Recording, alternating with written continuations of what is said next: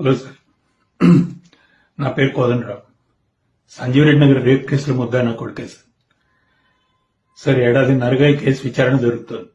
నేను నా డబ్బు పలుకుబడి మొత్తం ఉపయోగించాను, సాక్షులను కొనేశాను, మీడియాను మేనేజ్ చేశాను, అమ్మాయిని వాళ్ళ పేరెంట్స్ ని నోరెత్తకుండా చేశాను, నా కొడుక్కి బెయిల్ ఇప్పించాను.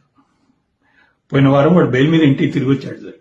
ఫ్రెండ్స్ కలిసి బీర్ పార్టీకి అని బయటకు వెళ్ళాడు. నేను చాలా రోజుల తర్వాత హాయిగా ఇంట్లో నిద్రపోయాను. అర్ధరాత్రి ఇంటికి తిరిగి వచ్చాక నన్ను లేపి గట్టిగా కావలించుకొని అన్నాడు సార్, డాడ్, నీ సపోర్ట్ ఇలా ఉంటే ఎన్ని రేప్స్ అయినా చేసి తప్పించుకోగలను అని. నాకు అర్థం కాలేదు సార్. ఏం నువ్వు మాట్లాడుతోంది? Yes dad, I rape that. ఒకటి కాదు, రెండు కాదు, 3 సార్లు చేశాడంటే సార్ అమ్మాయి. హీ వాజ్ ఎక్సైటెడ్, చాలా ఎక్సైటెడ్ గా వర్ణిస్తున్నాడు దాన్ని. ఎక్కడో ఏదో వీడియో చూసాట, దాన్ని ఇమిటేట్ చేశాడంట సార్. వాళ్ళ ఫ్రెండ్స్ కి అది లైవ్ ఫీడ్ పంపించాడు. And they were watching it live and enjoying it. How barbaric it is. నాకు ఏం చేయాలో అర్థం కాలేదు. కళ్ళు బయలు గమ్మినాయి. మీకు ఎలా అయినా సరే ఇది చెప్పాలి. అందుకే నా లాయర్ని కూడా కన్సల్ట్ చేయకుండా మీకు వీడియో రికార్డ్ చేసి డైరెక్ట్ పంపిస్తున్నాను సార్. ఇప్పుడు చెప్తున్నాను, నా కొడుకు రేపిస్ట్, వాడు అమ్మాయిని రేప్ చేశాడు.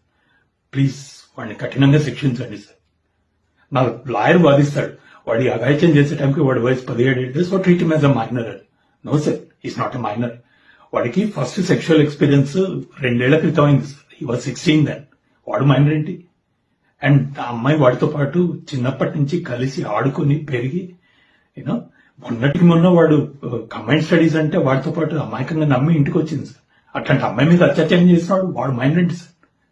అయినా రేప్ అనే థాట్ మైండ్ లో వచ్చినాడు, అసలు మైనర్ ఎలా అవుతాడు sir? He has to be treated as a fucking major. That's it.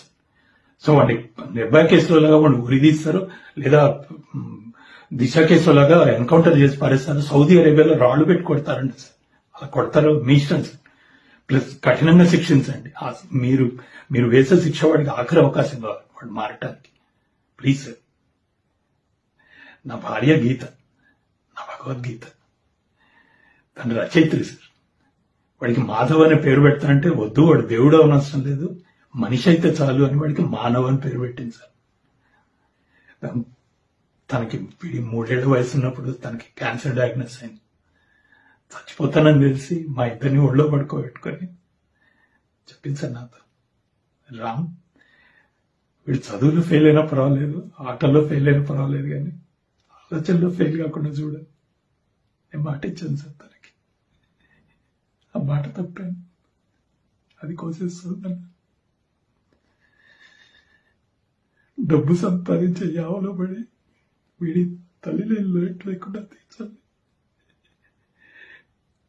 ఇప్పుడు ఆలోచనలు ఎలా మారుతున్నాయో నేను గమనించలేకపోయాను సార్.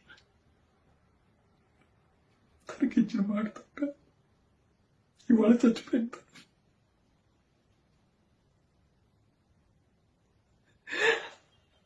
ఆ అమ్మాయి మీద వాడు చేసిన అత్యాచారంలో సగం బాధ్యత నాది సార్. వాడి వేస శిక్షలో సగం నాకు రాళ్ళబెట్టి ముందు నన్ను కొట్టాడు సార్.